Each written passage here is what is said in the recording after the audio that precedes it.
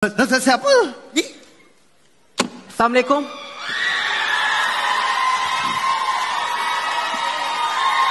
Tak jawab dosa, mati seksa, masuk neraka. Terima kasih yang berhormat. Assalamualaikum, tak jawab. Assalamualaikum. Bella. Bella lillah kemanapun, jika kau milikku, kau milikku.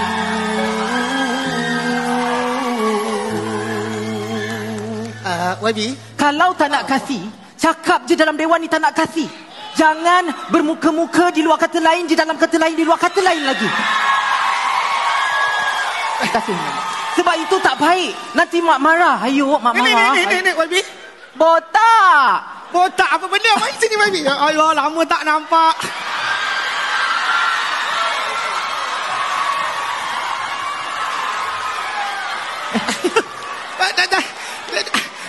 Di luar kata lain, di dalam kata lain. Yang ini atas lain, bawah lain. Dah kenapa?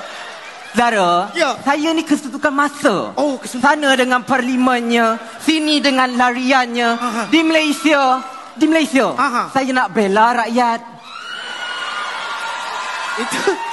Itu macam lebih kepada bela. Mak jaga. Jaga itu. Membela rakyat. Kebetulan YB ni ada rakyat juga ni. Tolong bela. YB, dia bawa saya datang sini bawa jumpa YB sebab dia kata suara saya sangat.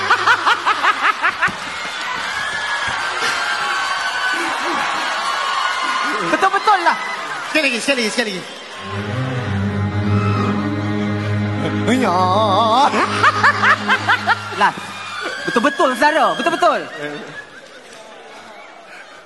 Ya.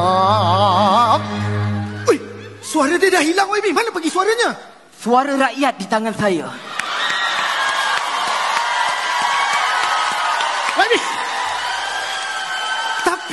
Tapi masalah dia tak selesai. Zara, masalah sebegini takkan pernah selesai, Zara. Botak gondol, botak toyo, tolong hijau, botak gondol, toyo hijau, botak gondol. Tutup. Dia dah tutup, bukan lebih personal ni. Ha? Tapi mana silapnya YB? Silapnya tu ada. Tapi si Gagap, kekurangan awak itu adalah kelebihan. Saudara yang silap. Saya pula. Yang selalu memandang dengan kesalahan orang. Yang selalu cakna dengan keburukan orang. Minyak naik marah, minyak turun pun marah. Palang tol lambat naik pun marah. Kalau duduk rumah sewa tapi beli kereta mewah.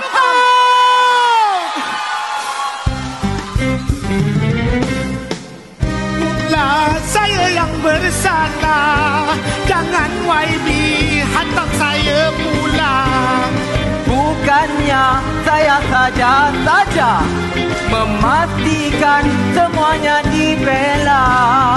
Janganlah kita bersengketa. Mari makan di Bandungkan. More. Penyakit apa ni? Anjing gila. More. Tak tahu si